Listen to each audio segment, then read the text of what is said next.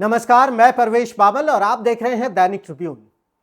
प्रयागराज का माघ मेला, जो आस्था और संगम का केंद्र है, इस वक्त एक बड़े विवाद का अखाड़ा बन गया है। और विवाद का केंद्र है स्वामी अविमुक्तेश्वरानंद सरस्वती और प्रयागराज का मेला प्रशासन।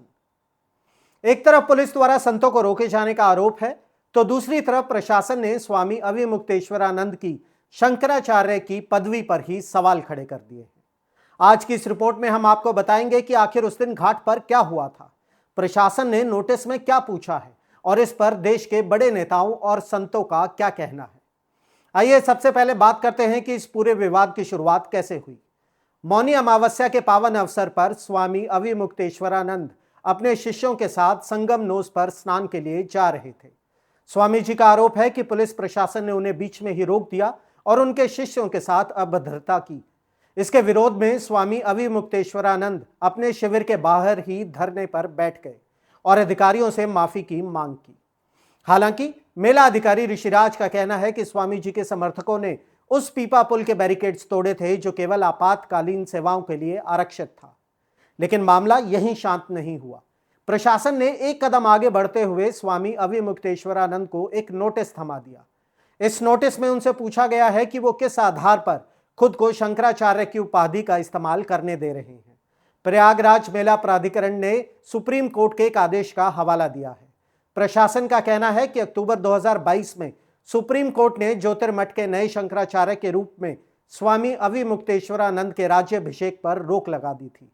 नोटिस में कहा गया है कि जब तक सुप्रीम कोर्ट इस मामले में कोई फैसला नहीं देता, तब तक कोई भी धर्माचार्य शंकराचार्य के रूप में प्रतिष्ठित नहीं हो सकता। इस नोटिस पर स्वामी अविमुक्तेश्वरानंद ने तीखी प्रतिक्रिया दी है।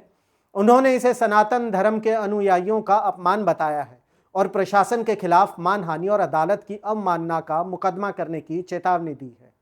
उनके वकील पीएन मिश्रा का तर्क है कि स्वामी जी का पट्टाभिषेक 12 अक्टूबर 2022 को हो चुका था, जबकि सुप्रीम कोर्ट का स्टे ऑर्डर बाद में आया। उनका कहना है कि प्रशासन सुप्रीम कोर्ट के आदेशों का गलत अर्थ निकालकर भ्रम फैला रहा है। हालांकि प्रशासन ने अब एक और नोटिस जारी किया है जिसमें उनसे जवाब मांगा गया है। प्रशासन ने चेतावनी दी है कि स्वामी जी ने भीड़ में नियमों का उल्लंघन किया है, इसलिए उन्हें मेले से बाहर क्यों ना कर दिया जाए और भविष्य के लिए हमेशा के लिए प्रतिबंध क्यों ना लगाया जाए। और अब आते हैं इस मुद्दे पर हो रही राजनीति पर। यह मामला अब संतों के अखाड़े से निकलकर राजनीतिक गलियारों में पहुंच गया है। समाजवादी पार्टी के दफ्तर के बाहर लखनऊ में एक बड़ा बैनर लगाया गया है जिस पर लिखा है, शंकराचार्य का अपमान नहीं सहेगा हिंदुस्तान। यह बैनर सपा नेता आशुतोष सिंह ने लगवाया है। वहीं कांग्रेस भी इस मुद्दे पर मुखर है। कांग्रेस नेता उदित राज ने सरकार पर निशाना साधते हुए कहा है कि यह सरकार उन संतों और व्यक्तियों को निशाना बनाती है जो उनके विचारधारा के साथ नहीं चलते। उन्होंने इसे संतों का अपमान बताया है। वहीं अगर हम धार्मिक जगत की बात करें तो धार्मिक जगत भी इसमें एक राय नहीं बना पा रहा है। चित्रकूट के जगत गुरु रामभद्राचार्य ने प्रशासन का समर्थन किया है।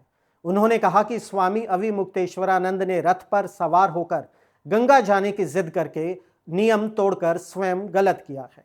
रामभद्राचार्य जी का मानना है कि प्रशासन ने उनके साथ कोई अन्याय नहीं किया है। तो अगर हम बड़े तौर पर देखें तो यह विवाद अभी थमता नजर नहीं आ रहा है। एक तरफ शंकराचार्य पद की कानूनी वैधता की लड़ाई सुप्रीम कोर्ट में है, तो दूसरी तरफ सड़क पर प्रशासन और संतों के बीच तनातनी जारी है। इस पूरे मामले पर आपकी क्या राय है? क्या प्रशासन द्वारा शंकराचार्य की उपाधि पर सवाल उठाना सही था या यह संतों का अपमान है? हमें कमेंट बॉक्स में जरूर बताएं। देश और दुनिया की तमाम बड़ी खबरों और सटीक विश्लेषण के लिए जुड़े रहें दैनिक ट्रिब्यून के साथ। मैं परवेश पामल, धन्यवाद।